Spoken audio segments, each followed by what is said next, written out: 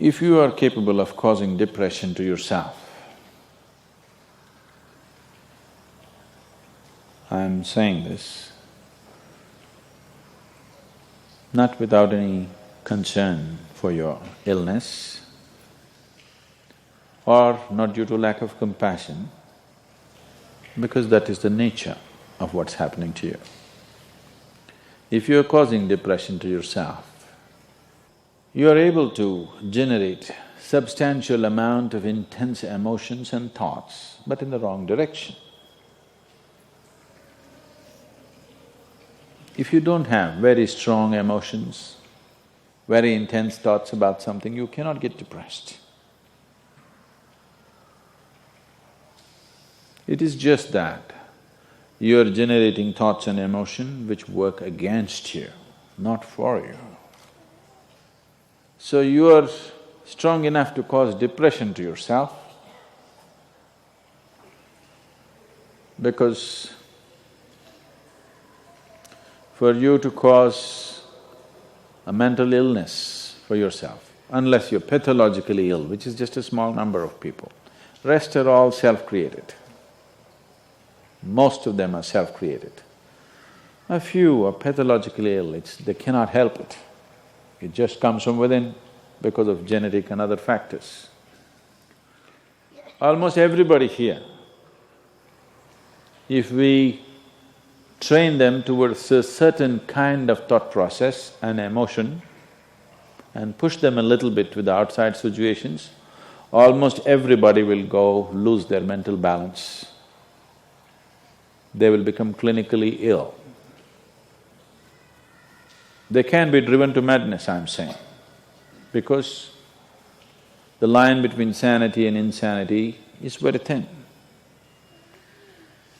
People keep pushing it. You get angry, you're pushing the line. It's a thin line. In fact, when you get angry, you know you're pushing the line. That's why the expression, I was mad at somebody. You're not mad at somebody, you're just going mad. You cannot be mad at somebody. You're just pushing your sanity, the boundaries of sanity, and moving into insanity for a certain period of time and coming back. You do one thing every day, you try this, 10 minutes a day. Try intense anger on somebody. What? You will see in 3 months' time, you will be clinically there. Yes. Just try it if you want. Because if you keep pushing the line, you go mad and you come back, you go mad and you come back, one day you're not able to come back, that's all. One day you're not able to turn back, then you're clinically ill. You must understand, even if you got angry for a moment, you're already ill. Maybe you don't get the certificate of diagnosis.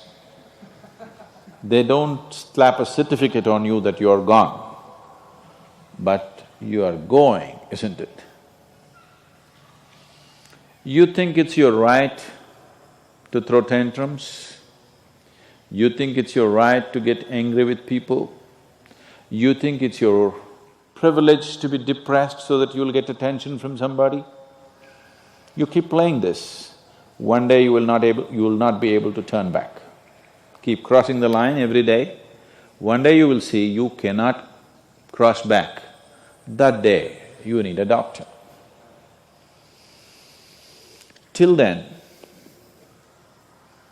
everybody needed a respite from you, but the day you can't cross back, they get the respite because now they can catch you and give you to a doctor. Otherwise, you're temporarily going mad every day, many times a day. They cannot even send you to an asylum, they have to bear with you, your family, your friends, your people around you. If you get at least truly clinically ill, we can hand you over. There's one temple in Tamil Nadu, where they chain you and keep you. Where there is no hospital, no psychological for ailments, no hospital, there is a temple that somebody created which is supposed to push people back into sanity. So, families just take them and leave them there, they're shackled and left in the temple. You give them some money, they'll feed you, and you're just there like an animal, tied up. I think if hospitals were run like this, a lot of people wouldn't go crazy. They would maintain their sanity. Right now it's too deluxe. If you make hospital extremely comfortable, it'll become an incentive to become sick. And you have incentives in your life to become ill, right from your childhood. You got the maximum attention only when you fell ill. When you are happy, they screamed at you. When you squealed in joy, they screamed back at you, adults. You… then boo-boo, boo-boo, boo-boo, boo-boo.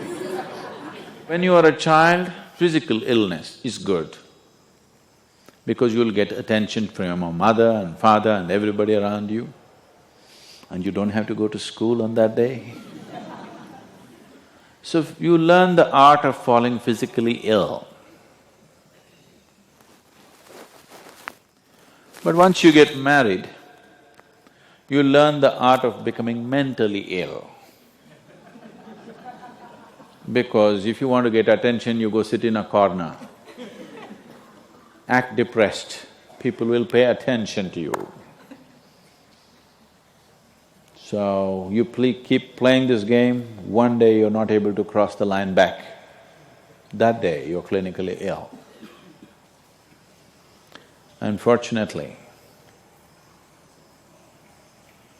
in many ways, not just in the way that I said now, in many different ways, I would say 70% of illnesses on the planet, all kinds, are self-created.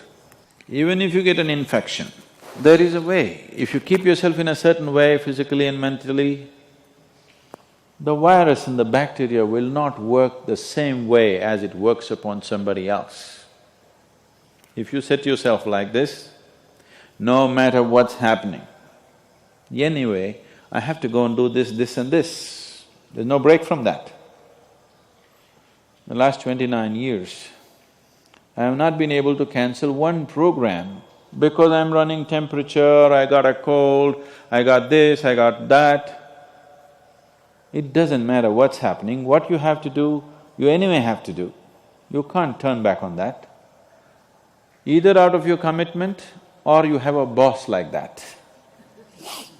One way or the other, if it happens, then you will see, you will not at all fall sick so often. Because if you have temperature, you still have to go. If it's summer, you still go, right? Now, a lot of people don't go. It's a little hot outside, they don't go and work. Little cold outside, they don't go and work. A little raining, they won't go and work. A snowflake, they will not go and work. This is just weather. So for every change in weather, if you have the comfort of covering yourself in a blanket and lying down, once you create that, your body will learn to fall sick as often as possible. If you just keep it this way, it doesn't matter what it is, anyway I have to go and do what I have to do, you will see your body will just bounce back as quickly as possible, even if it gets the worst kind of infections. So, you just have to set the necessary conditions for health, necessary incentives for health, both for yourself and your children if you have them. Do not set incentives for sickness. If a child is sick, observe him from a distance, never go cuddle him. He knows that's the worst time of his life and he knows he has to get well soon. And give him the best attention when he is joyful. You will see he naturally learns from within. His very chemistry will learn that it pays to be joyful, it doesn't pay to be sick.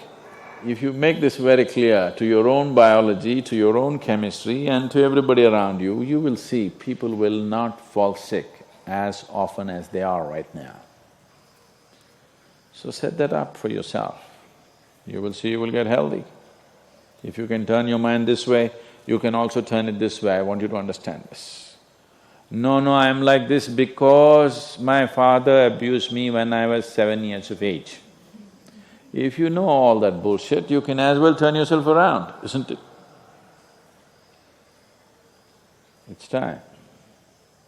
You must understand, mentally, physiologically, chemically, energy-wise, you must clearly understand it doesn't pay to be sick, unhappy, depressed. It doesn't pay. To be joyful and ecstatic, it pays. If you make this clear to all these people inside, they will all behave properly.